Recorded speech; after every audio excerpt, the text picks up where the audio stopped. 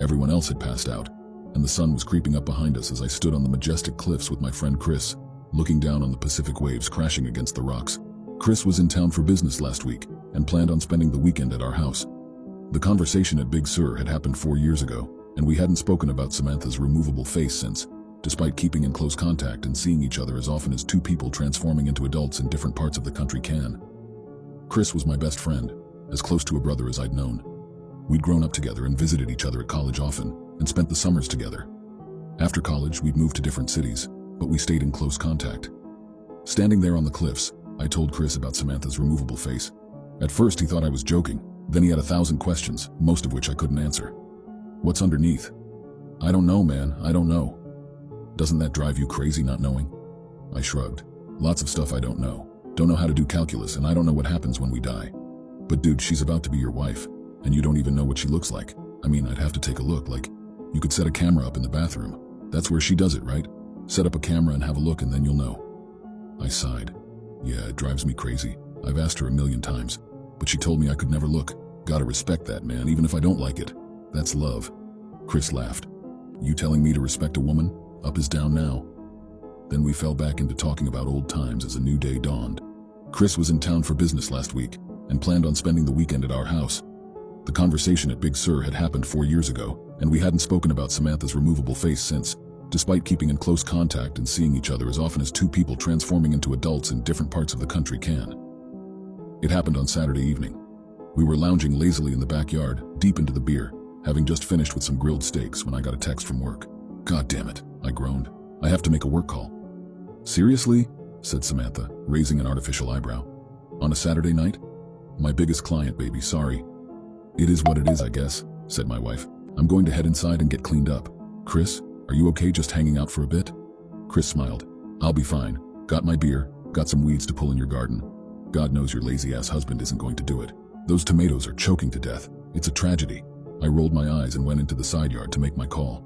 15 minutes into it, I heard the screams coming from inside. Both my best friend and my wife were wailing in terror. I dropped the phone and ran into the house and down the hall to our bedroom. Through the open door, I could see that the door to the master bathroom was also standing open. Don't come in, screamed Samantha. I don't have my face on. Call an ambulance. He looked. Oh God, he looked. She sounded desperate and truly horrified. That made me desperate and horrified, and I wanted to rush into the bathroom, but I knew suddenly that that would be a mistake. I knew suddenly that Samantha didn't want me to look at her real face, not out of a sense of vanity, but for my own safety. Chris staggered backwards out of the bathroom. He was holding a straightened-out paperclip, which he had used to pick the privacy lock. Now he was stabbing it again and again into his eyes, shouting gibberish. He was clearly in the depths of madness, and it turned my stomach to see him mutilate himself. Call a fucking ambulance, my wife screamed. Don't come in here, he fucking looked. I turned and ran back to the side yard where my phone was lying in the newly mowed grass. My client was still on the line, alarmed, asking what was happening, what all the screaming was. I hung up on him and called 911. When the paramedics arrived, Chris was having a seizure in the hallway. Samantha was stroking his head, sobbing.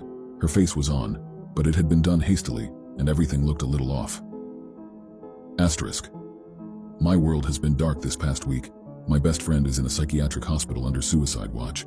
He's completely blind and mostly catatonic, except when he slips into a violent, babbling mania. The doctors are optimistic that his state is temporary, but they don't know the truth about what caused it, because I told the paramedics that Chris had taken a large dose of psychedelic mushrooms and fallen into psychosis. I saw no good reason to tell the truth about what had happened. Who would believe that one look at my wife's real face would make somebody insane? At best, we would be the subjects of a long investigation. At worst, we would have to prove that what we were saying was true by showing somebody Samantha's face. Then the same thing would happen again, and what after that? I had no idea and no interest in finding out. For Samantha's part, I knew that she would never consent to show anybody her real face, no matter what the consequences of refusal were. I did get a follow-up call from the police, asking me to confirm my story. The hospital found no traces of psilocybin in Chris's blood, though that's not unheard of, since it has a short half-life. If they end up testing his hair, I will likely be in a lot of trouble. But that's truly the least of my concerns. Samantha is in a state of her own. She still cleans the inside of her face, though not as regularly, and when she puts it back on, it's always crooked now. It is beginning to smell a little bit. I've tried to assure her that it wasn't her fault. He knew, I said. I told him that nobody was ever allowed to look at it. He knew, and then he broke into the bathroom. This is not on you, baby, please, talk to me. Not on me? That one look at my fucking face makes people insane? Please, I just need some time alone. As for me, I am doing my best to hold it together. Do you know what's strange though? Despite what happened to Chris, I still find myself curious about what my wife's real face looks like. More curious than ever, really.